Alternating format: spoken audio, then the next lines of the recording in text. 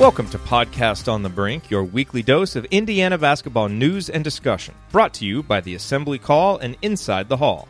I'm your host, Jerod Morris. Join me live at assemblycall.com every Thursday night and immediately following every IU game for our live IU postgame show.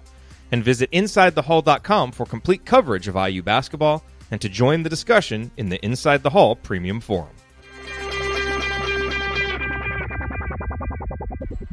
Hoosier fans, it's Indiana basketball time. IU Basketball Mini-Series tickets are now available in 6-game or 3-game ticket packages, as well as individual games. This is your chance to check out the Hoosiers inside beautiful Simon Skjodt Assembly Hall. For more information, call or text 812-855-4006 or visit IUHoosiers.com. Go IU!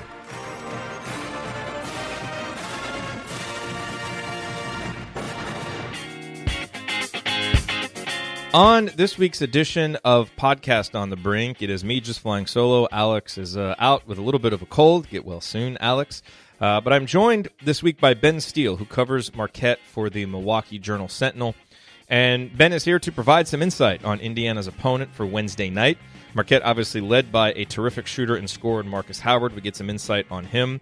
And Ben also explains how Marquette is much more than just Howard. And we talk about some of the other important personnel, whether the defensive improvement they seem to have shown early in this season is for real, what his impressions are of Indiana, what he's most looking forward to coming down to Assembly Hall, and then we both kind of just describe how we think this game will play out. So it's a very interesting, fun, engaging conversation. We really appreciate Ben being here to provide this insight. So that is what we have in store for you this week on Podcast on the Brink.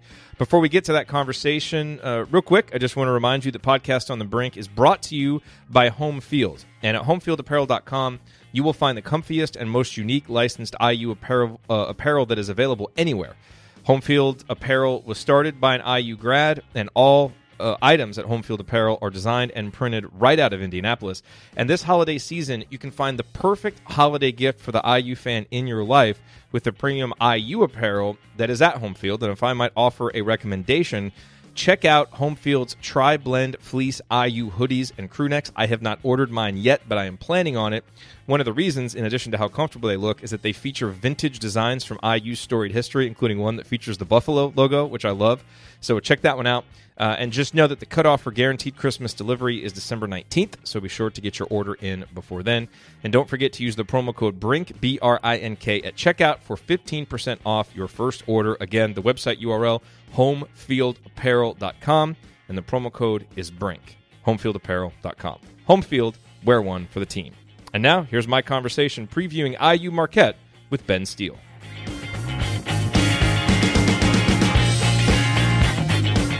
All right, we are joined this week on Podcast on the Brink by Ben Steele, who covers the Marquette men's basketball team for the Milwaukee Journal-Sentinel. We have Ben here to provide some insight on Marquette in advance of Indiana's matchup with the Golden Eagles on Wednesday night.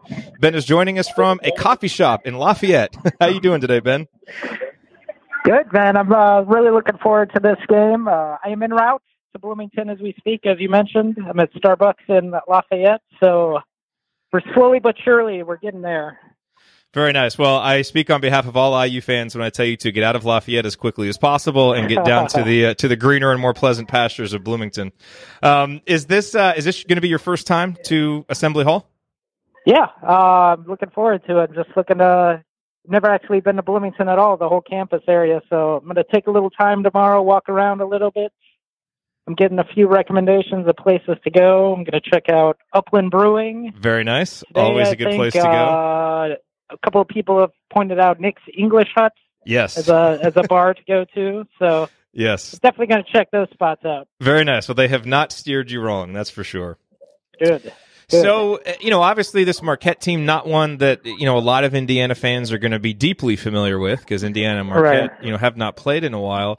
Let's start with, I think probably the most obvious place to start with a conversation about Marquette, and that is Markus Howard. What can you tell us about him? To me, he just kind of looking at his numbers and hearing people talk about him, he sounds a little bit like a guy we're familiar with at IU, Yogi Ferrell, but perhaps even a more prolific shooter and scorer. What can you tell us about Markus? Yeah, he's a little bit like Yogi Ferrell. He's also kind of like little bit like Carson Edwards at Purdue. He's like, a smaller guard. Yeah. But he's really, really strong. He's definitely built up a lot of muscle in the off season, but he was always pretty strong. But he's definitely noticeably bigger going into this season, just so he can finish inside, which he's been doing the last couple games. Prolific shooter, you mentioned. He led the nation in 3-point shooting as a freshman, and shot not as good percentage last year, but much more attempts. He was more of a featured offensive player last year, but just could really score at every level. The threat of his outside shooting kind of opens up the drives for him a little bit more, and he's worked a lot on being able to finish in the lane, like I mentioned, putting on a little muscle. He's just an all-around offensive threat, and he's smallish. They list him as 5'11", but really he doesn't get his shot blocked a lot. He's able to shoot over people. He's got a quick release. He's got a nice floater in the lane. He can just really score in every way possible. It's the best way to put it. Yeah, as you mentioned, his freshman year shot 54.7% from 3-point range, which is crazy. And that was on 150 attempts. And then last year with the increased volume, still shot 40.4%, which when you're taking 275 attempts is pretty good. So clearly a great shooter that Indiana's going to have to account for. Yeah. Who are some of the other guys, on the team that Indiana fans need to know heading into this game? Yeah, I guess the co-best players are Markus and Sam Hauser. Sam's a little less flashy game. He's just always in the right place, always a smart player. He was third in the nation in 3-point shooting last year. So he knocks down open shots. He's got a little bit of an inside-out game. Can back you down a little bit. Bigger than Markus. He's like 6'8", forward. Just a smart player, really good. He'll be among the best players in the Big East this season. Really kind of underrated nationally. I mean, Marquette fans know how important he is to their team. So he's another guy you should to look out for. And a couple of freshmen, Sam's brother, Joey Hauser, is a freshman on this year's team. And he's not surprisingly, game is very similar to Sam's, inside out. A little bit more of a banger than Sam is down low. So he sometimes plays the 5 in some of the Marquette smaller lineup, but he's a great shooter. Good, same feel for the game that Sam does, really smart. And the other freshman, Brendan Bailey, same kind of game as Joey. That Marquette's kind of built up this nice little roster of 6'7" to 6'6" to 6'8" guys that very versatile, that can go inside and out, and should help the team on the defensive end too, just with the added length. So those are a few names for you. You mentioned the defense, and you look at Marquette last year, they were 12th in the country in adjusted offensive efficiency, but 182nd in defensive efficiency. They kind of profiled like some of Tom Crean's more frustrating teams here at Indiana, where they could just light you up, but then would give up a bunch. Yeah. When I look at their numbers so far this year, and granted, they haven't really played anybody, UMBC and Bethune-Cookman, but a lot of the defensive numbers look better. Is that a mirage, or is this team better, especially defending in the paint this year? Yeah, I mean, we'll see against Indiana. Should be a good test for this new defense, but this roster definitely has a lot more potential on the defensive end than last year, or even previous seasons. Last year, they were playing Markus Howard and Andrew Rousey, who graduated last year, but they're both very smallish, 5'10", 5'11" guards.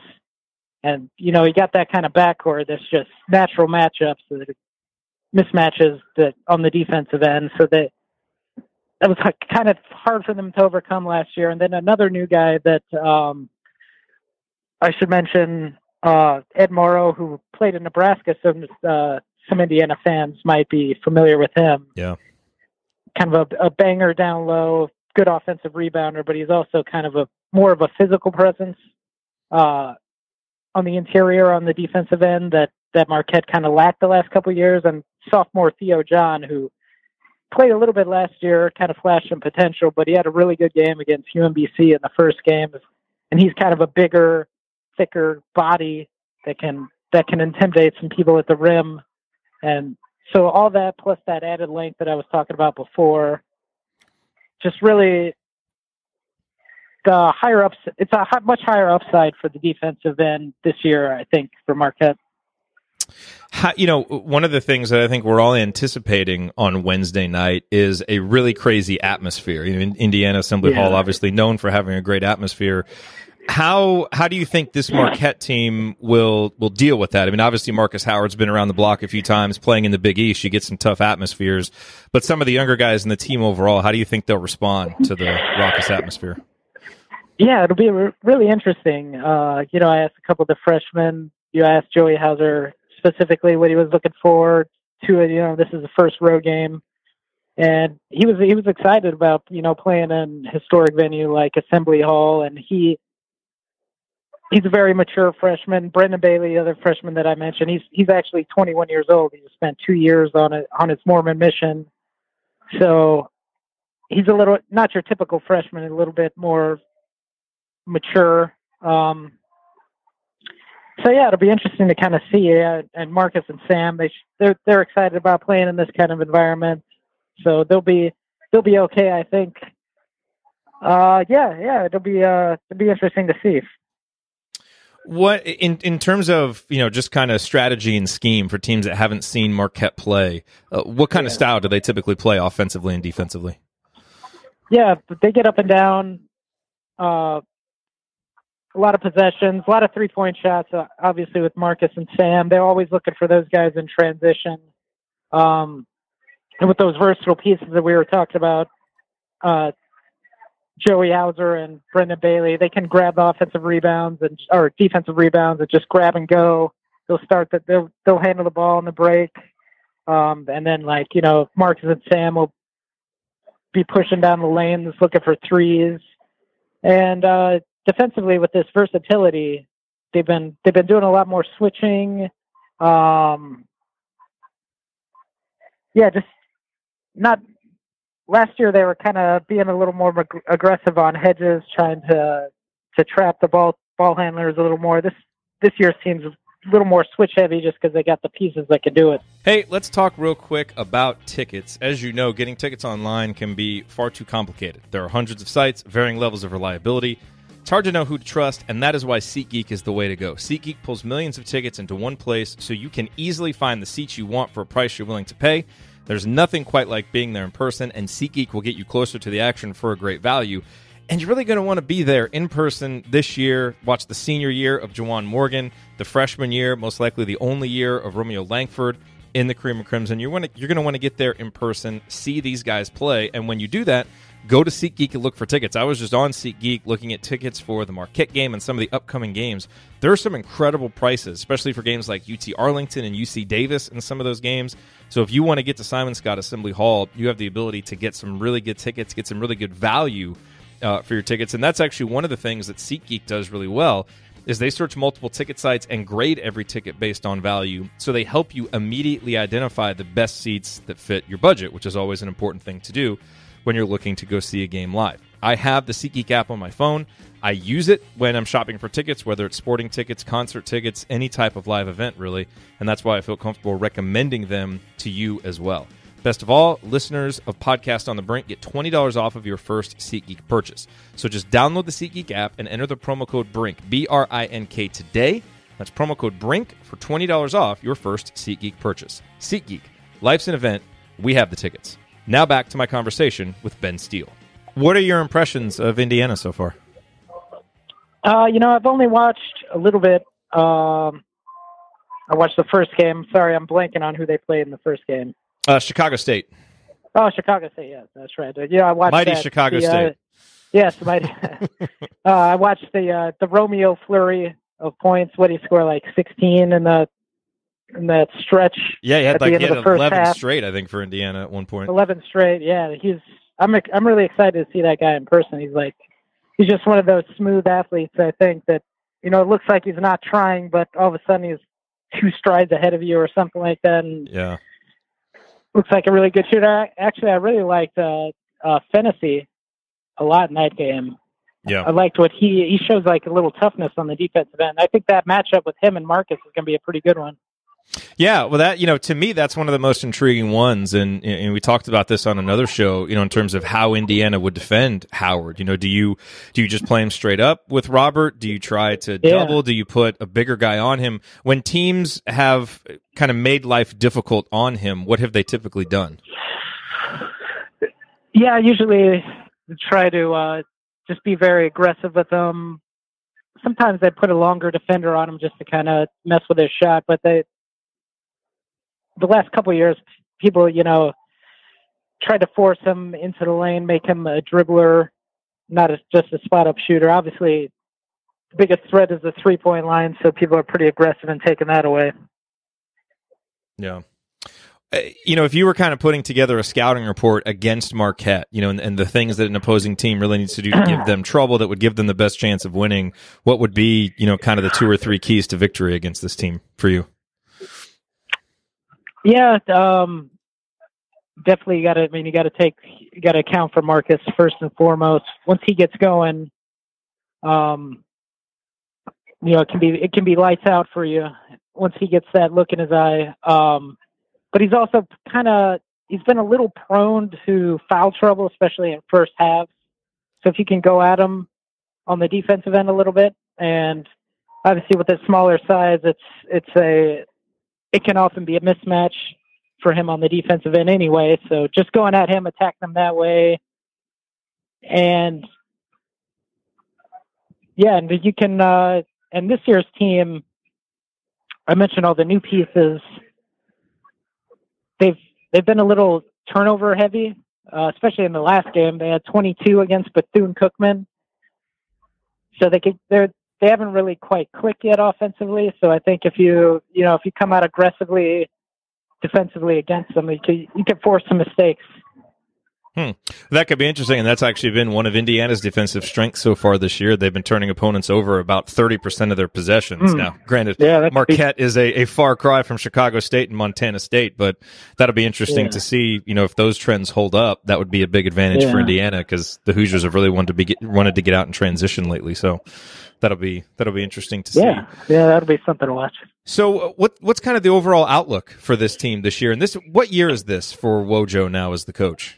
This is his 5th season. His 5th season. Okay, and they've just kind of looking at the Ken Palm numbers. They had one season where they were 32nd, and the rest they've been 93rd, 97th, 53rd. So this kind of projects to be his best team there, then, huh? Yes, people have been kind of anxious. They've only been to one NCAA tournament under Wojo, a first-round loss to South Carolina 2 years ago. Mm-hmm. So I would say he's on the hot seat, but the people have just been kind of anxious.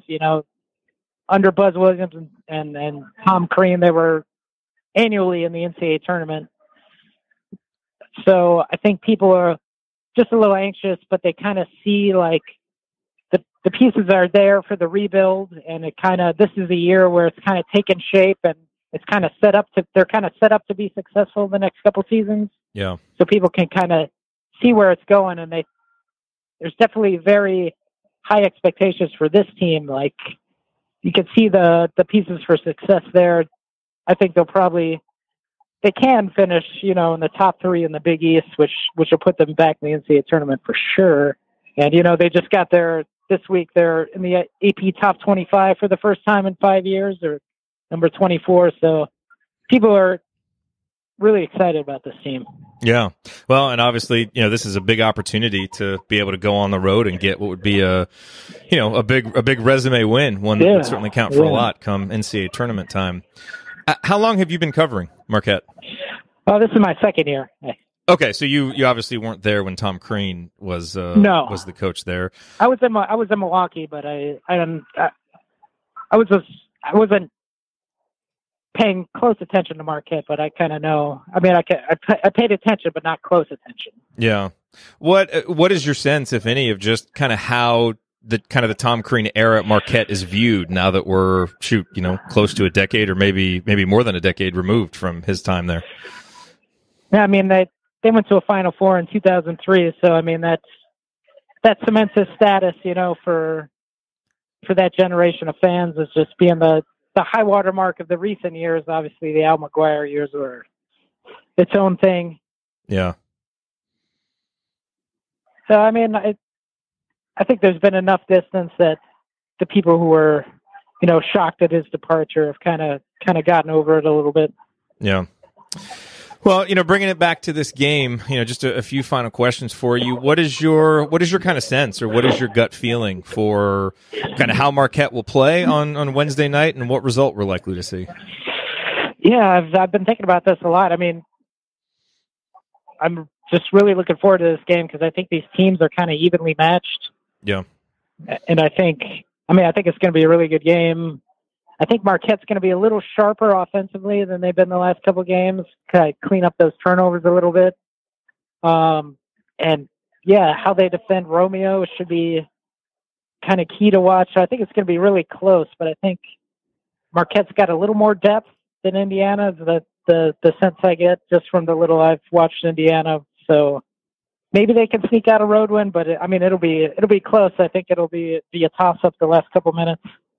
Well, and what's interesting about the depth comment is that's been a big storyline for Indiana, is how much more depth they're supposed to have this year with the talent, but there've been a lot of injuries. And so Indiana has at least a couple guys out. There's a couple other guys that are game time decisions. Is Marquette dealing with any type of early season bumps and bruises or serious injuries?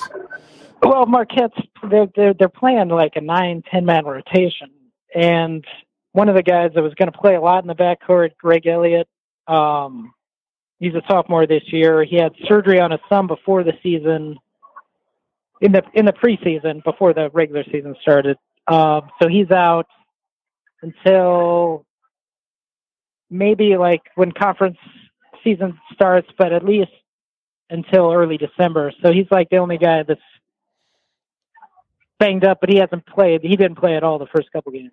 Yeah.